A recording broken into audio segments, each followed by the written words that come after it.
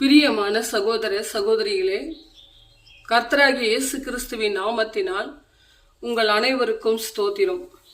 இன்று நாம் தியானிக்கக்கூடிய வசனம் ஏசாயா 43:7 வசனம். தேவன் என் நாம மகிமைக்கென்று சிருஷ்டித்து படைத்து உருவாக்கி என் நாமம் தரிக்கப்பட்ட யாவரையும் நான் அழைக்கிறேன் என்று சொல்கிறார்.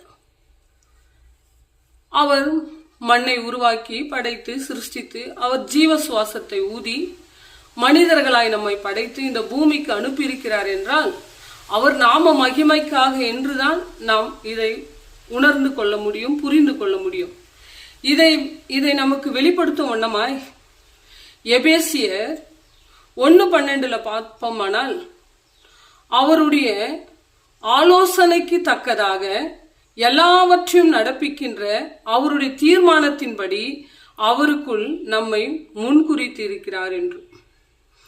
அவருடைய சுதந்திரத்தை நாம் பெற்றுக்கொள்வதற்கும் நம்மை முன்குறித்திருக்கிறார் என்று இந்த வசனத்தில் நாம் வாசிக்கிறோம். இங்க இந்த வசனத்தை நாம் 3ஆக தியானிக்க வேண்டும். முதலாவது அவருடைய ஆலோசனை, இரண்டாவது அவருடைய தீர்மானம், மூன்றாவது அவருடைய சுதந்திரம். அவருடைய ஆலோசனை என்னவா இருந்தது? தேவன் தன் ஒரே குமாரனாக இயேசு கிறிஸ்துவை உலகத்திற்கு அனுப்பும் பொழுது அன்பு, இரக்கம், மன்னிக்கும் குணமுடையவராய் இருக்க வேண்டும் என்பதற்காகவும், தேவனுக்கும் அவருக்கும் உள்ள ஐக்கியம், உறவு, தனிப்பட்ட உறவு எப்படி இருக்க வேண்டும் என்பதற்காய், எந்த ஒரு சுயநலமும் இல்லாத உதவி செய்ய வேண்டும், எதிர்பார்ப்பு இல்லாத உதவி. இதுதான் தேவனுடைய ஆலோசனை. இரண்டாவது நாம் பார்ப்போமானால், அதே எபேசியர் புத்தகத்துல 2:10 வாசப்படுகிறது, நற்கிரிகைகளை செய்வதற்காய், தேவனுடைய நற்கிரிகைகளை நம் செய்கைகள் மூலமாய் வெளிப்படுத்துவதற்காய் தேவன் நம்மை தெரிந்து கொண்டிருக்கிறார்.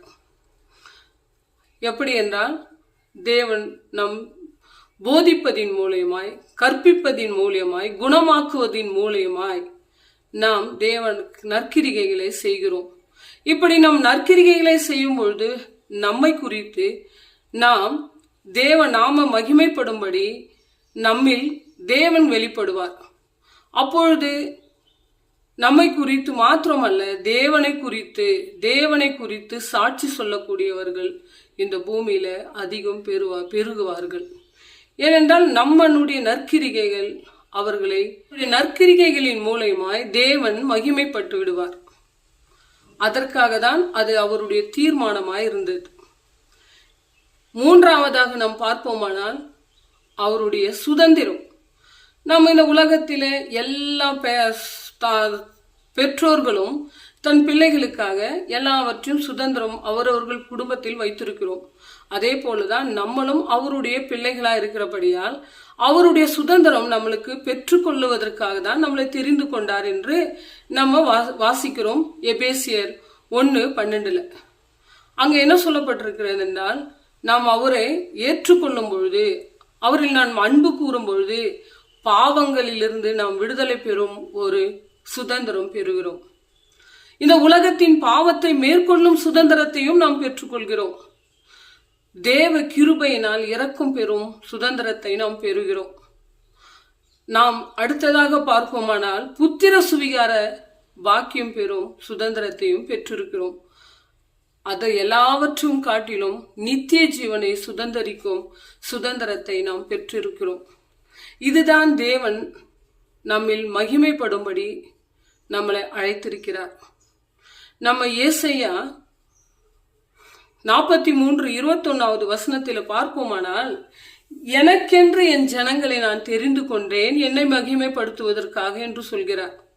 அதே யோவான் 15:8 பார்ப்போமானால், கனி கொடுப்பவர்களாய் இருப்பார்கள், கனியின் மூலம் என்னை மகிமைப்படுத்துவார்கள் என்று.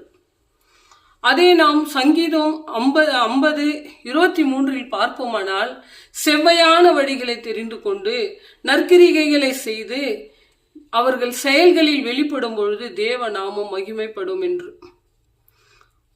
நாம் தேவனை பணிந்து குனிந்து ஆராதித்து துதிகளாலும் கீர்த்தனங்களாலும் நம் நற்கிரிகைகளாலும் செவ்வையான வழியிலே நம்ம நடப்புவதை மூலமாய் தேவன் அவர் நம்மை சொந்த பிள்ளைகளாய், ஜனங்களாய், அவர் இருதயத்திற்கு அவர் தனக்கு நம்ம மேல் கொண்ட நம்பிக்கையினால் நம்மளை முன்குறித்திருக்கிறார் என்பதை நாம் மறந்துவிடக்கூடாது.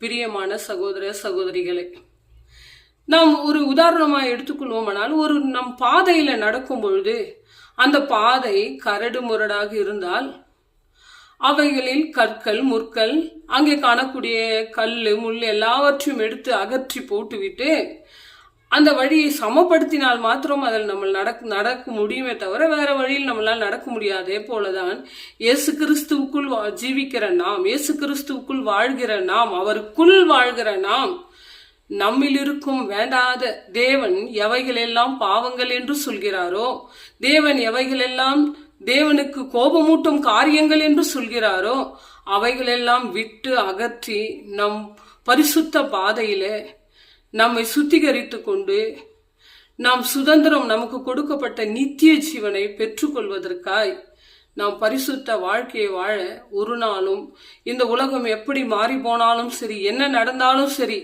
நம்மை அழைக்கப்பட்ட அழைப்பிலிருந்து நாம் பின்வாங்கி போகாமல், தேவ நாமத்தை துக்கப்படுத்தாமல், அவருடைய பிள்ளைகளாய் இந்த பூமியில வாழ வேண்டியது நம்முடைய தலையாய கடமையாய் இருக்கிறது. சகோதர சகோதரிகளே, கர்த்தர் தான் இந்த வார்த்தைகளை ஆசீர்வதிப்பாராக. பிதாவாகிய தேவனாலும் கர்த்தராகிய இயேசு கிறிஸ்துவினாலும் உங்களுக்கு கிருபையும் சமாதானம் உண்டாவதாக. ஆமேன்.